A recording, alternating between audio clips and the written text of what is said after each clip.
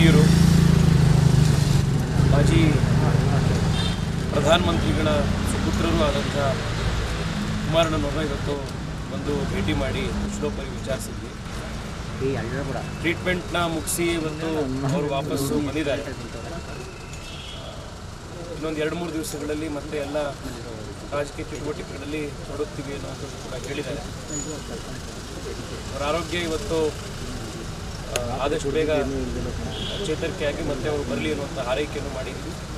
ಭಾಳ ಚೆನ್ನಾಗಿ ಇವತ್ತು ಎಲ್ಲರ ಜೊತೆಗೆ ಮಾತನಾಡಿ ಉತ್ಸಾಹದಿಂದ ಇವತ್ತು ನಮ್ಮೆಲ್ಲ ಕ್ಯಾಂಪೇನ್ಗಳಲ್ಲಿ ತೊಡಗಿ ಸಂಪೂರ್ಣ ಆಶೀರ್ವಾದ ಇದೆ, ಮುನ್ನುಗ್ಗಿ ಅನ್ನುವಂಥ ಒಂದು ಆಶೀರ್ವಾದವನ್ನು ಕೂಡ ಮಾಡಿದ್ದಾರೆ.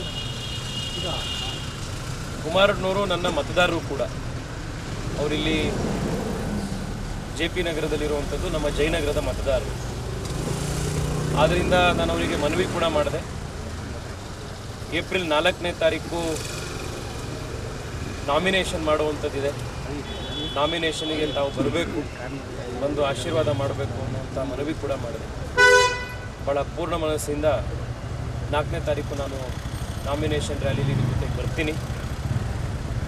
ಸಂಪೂರ್ಣವಾಗಿ ನಮ್ಮ ಆಶೀರ್ವಾದ ಇದೆ. ದಾಖಲೆ ಮತಗಳ ಅಂತರದಿಂದ ಇಲ್ಲಿ ಗೆಲ್ಲಬೇಕು ಅನ್ನುವಂಥ ಆಶೀರ್ವಾದವನ್ನು ಕೂಡ ಮಾಡಿದ್ದಾರೆ. ರಾಜ್ಯದ ಎಲ್ಲ ಕ್ಷೇತ್ರಗಳಲ್ಲೂ ಕೂಡ ಇವತ್ತು BJP ಮತ್ತು JDS ಕಾರ್ಯಕರ್ತರು ಒಗ್ಗಟ್ಟಿನಿಂದ ಒಂದೇ ರೀತಿ ಪ್ರಯತ್ನ ಮಾಡ್ತಾ ಇರುವಂಥದ್ದು ಇವತ್ತು ನಾವು ನೋಡ್ತಾ ಇದ್ದೀವಿ. 28 ಲೋಕಸಭಾ ಕ್ಷೇತ್ರಗಳಲ್ಲಿ ಈ ಅಲಯನ್ಸ್ನ ಈ ಪಾರ್ಟ್ನರ್ಶಿಪ್ನ ಒಂದು ಉಪಯೋಗ ಎರಡೂ ಪಾರ್ಟಿಗಳಿಗೂ ಆಗುತ್ತೆ. ಅದಕ್ಕಿಂತ ಮುಖ್ಯವಾಗಿ ರಾಜ್ಯದ ಅಭಿವೃದ್ಧಿಗಾಗತ್ತೆ ಅನ್ನುವಂಥ ವಿಶ್ವಾಸ ಇದೆ.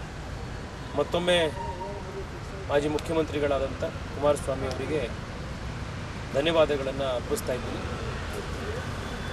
ಮನತುಂಬಿ ಮಾಡಿರುವಂಥ ಆಶೀರ್ವಾದಕ್ಕೆ ಕೃತಜ್ಞತೆಗಳನ್ನು ಕೂಡ ಸಲ್ಲಿಸ್ತಾ ಇದ್ದೀನಿ. ನಮಸ್ಕಾರ.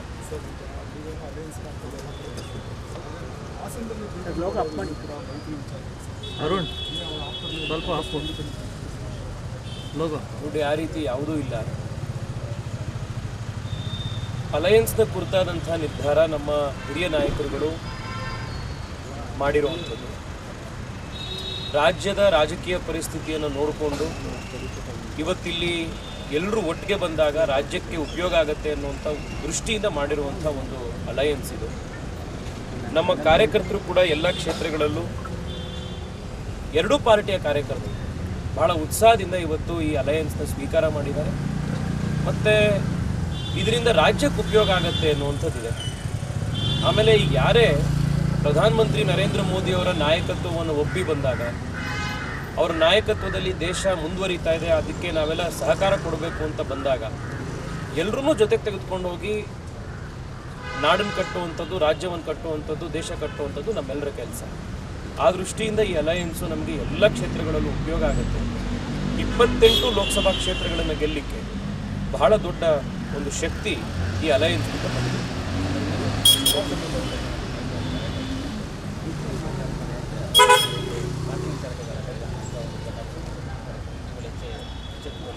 ಇದು ಏನು ಮಾತನಾಡೋದು, ಕುಮಾರಸ್ವಾಮಿ ಭೇಟಿ ಮಾಡ್ತಾರೆ. ಕುಮಾರಸ್ವಾಮಿ ಲೇಔಟ್ನ ಪೊಲೀಸ್ ಜೊತೆಗೆ ಮಾತನಾಡಿದರೆ ಮತ್ತಷ್ಟು ವಿಷಯ ಸಿಗುತ್ತೆ. ಭಾಳ ದೊಡ್ಡ ಜನಾರ್ದನ್ ರೆಡ್ಡಿ ಮತ್ತೆ ಪಕ್ಷ ಸೇರ್ತಾರೆ, BJP ಸೇರ್ತಾರೆ. ನೋಡಿ, ಇವತ್ತು ನರೇಂದ್ರ ಮೋದಿಯವರ ನಾಯಕತ್ವವನ್ನು ಒಪ್ಪಿ ಹೊಸಬ್ರು ಒಳಗೆ ಬರ್ತಾ ಇದ್ದಾರೆ. ಬೇರೆ ಬೇರೆ ಕಾರಣಗಳಿಗೆ ಬಿಟ್ಟು ಹೋದವರು ಮತ್ತೆ ಬರ್ತಾ ಇದ್ದಾರೆ. ಒಂದು ಕುಟುಂಬದಲ್ಲೂ ಕೂಡ ಹೊಸದಾಗಿ ಜನ ಬಂದು ಸೇರಿಕೊಂಡಾಗ ಅಥವಾ ಒಂದು ತಂಡಕ್ಕೆ ಹೊಸ ಸೇರ್ಪಡೆಗಳಾದಾಗ ತಂಡ ಮತ್ತಷ್ಟು ಗಟ್ಟಿಯಾಗುತ್ತೆ. ಇವತ್ತು ಇಡೀ ದೇಶದಲ್ಲಿ ನೀವು ನಿನ್ನೆ ಕೂಡ ನೋಡಿರ್ಬೋದು, ಕಾಂಗ್ರೆಸ್ನ ಸಿಟ್ಟಿಂಗ್ MPಗಳು ನವೀನ್ ಜಿಂದಾಲ್ ಅಂತ ಭಾಳ ದೊಡ್ಡ ಹೆಸರಿರುವಂಥವರು ಕೂಡ ಅವ್ರ ಪಾರ್ಟಿಗಳನ್ನು ಬಿಟ್ಟು ಕಾಂಗ್ರೆಸ್ನ ತೊರೆದು ಇವತ್ತು ಮೋದಿಯವರ ನಾಯಕತ್ವದಲ್ಲಿ BJP ನಾವು ಆಯ್ಕೆ ಆಗಬೇಕು ಅಂತ ಬರ್ತಾ ಇರೋದು ನಾವು ನೋಡ್ತಾ ಇದ್ದೀವಿ. ಇನ್ನು ನಮ್ಮ ಪಾರ್ಟಿಲೇ ಇದ್ದಂಥವ್ರು ಹೊರಗಡೆ ಹೋಗಿರೋರು ವಾಪಸ್ಸು BJPಗೆ ಬರ್ತಾ ಇದ್ದಾರೆ ಅಂತಂದರೆ ನಮ್ಮ ಶಕ್ತಿ ಗಟ್ಟಿಯಾಗುತ್ತೆ. ಅದನ್ನು ನಾವು ಸ್ವೀಕರಿಸ್ತೀವಿ ಮತ್ತು ಸ್ವಾಗತಿಸ್ತೀವಿ. ಯಾರೇ ಬಂದರೂ ಕೂಡ ಅದಕ್ಕೆ ನಮ್ಮ ಬೆಂಬಲ ಇದೆ.